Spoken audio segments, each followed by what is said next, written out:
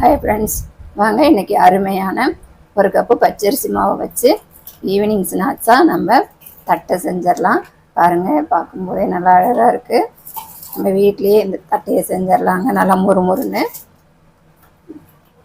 School விட்டு வரும் பசங்களுக்கு நல்லா மழை பெய்யும் போது இந்த மாதிரி வச்சு செஞ்சு கொடுத்தோம்னா அப்படி தாங்க சாப்பிடுவாங்க. பாருங்கள், பார்க்குறதுக்கே நல்லா அழகாக இருக்குது.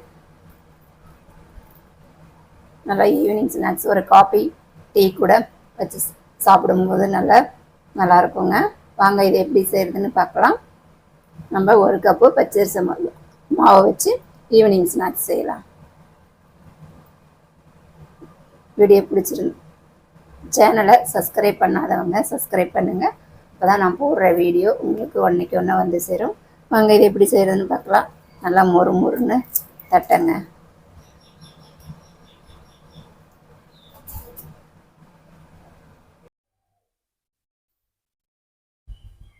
நான் பார்த்திங்கன்னா ஒரு கப்பு பச்சரிசி மாவு எடுத்திருக்கேன். நான் இப்போ வீட்டில் ரெடி பண்ண மாவு தாங்க. சரி, அதில் தட்டை செஞ்சு பார்த்துடலாமேன்னு செய்கிறேன். 1.5 கப் எடுத்துக்கிறேன். இதை சளிச்சிக்கலாம்.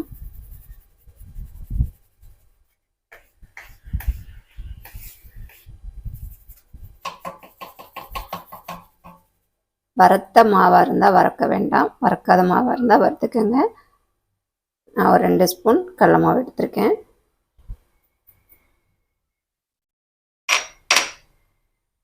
ஒரு ஸ்பூன் எள்ளு,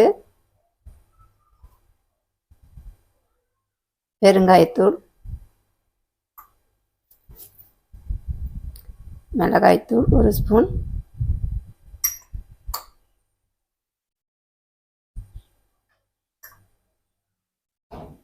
தட்டி வச்சுருக்க பூண்டு,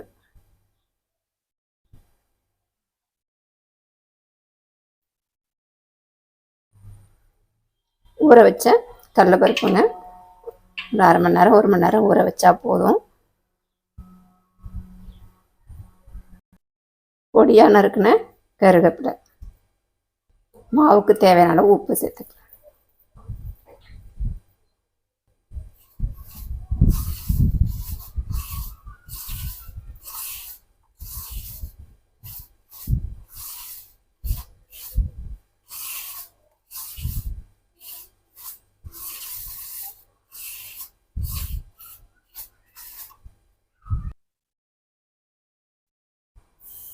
ஒரு 1/2 கரண்டி எண்ணெய், சூடாக்குனா எண்ணெய்ங்க, இதையும் சேர்த்துக்கலாம்.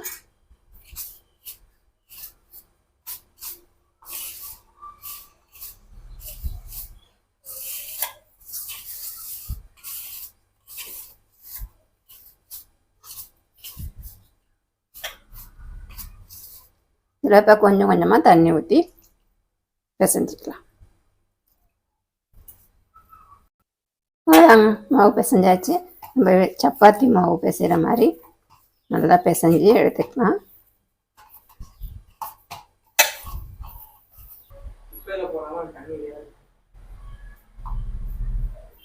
இந்த மாதிரி குட்டி குட்டியாக உருண்டை பிடிச்சிக்கலாம்.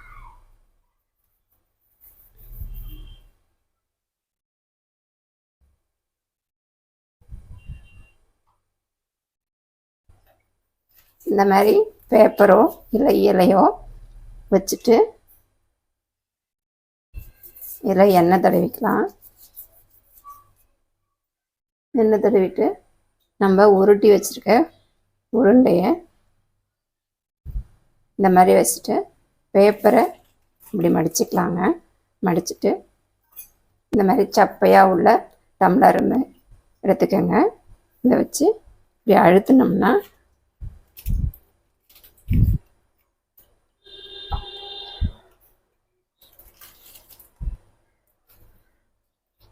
தட்டை ரெடி ஆகிடுச்சு பாருங்கள், குட்டியான தட்டை.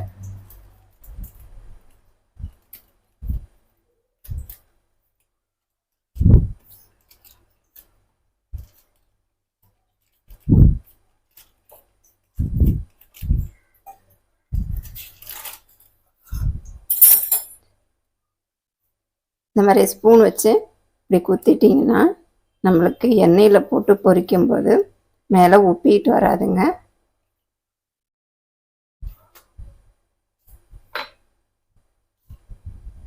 இதை எடுத்து ஒரு ஈர துணியில் போட்டுக்கலாம். அப்போ தான் நம்ம எல்லாமும் செஞ்சு மற்றதையும் செய்கிற வரைக்கும் இது காயாமல் இருக்கும். எண்ணெய் காஞ்சிருச்சு, நம்ம போட்டுக்கலாம். எண்ணெயை வந்து ஸ்லோலியே வச்சுக்கோங்க, இல்லைன்னா நம்மளுக்கு போட்டோன்னே கறியிடும்.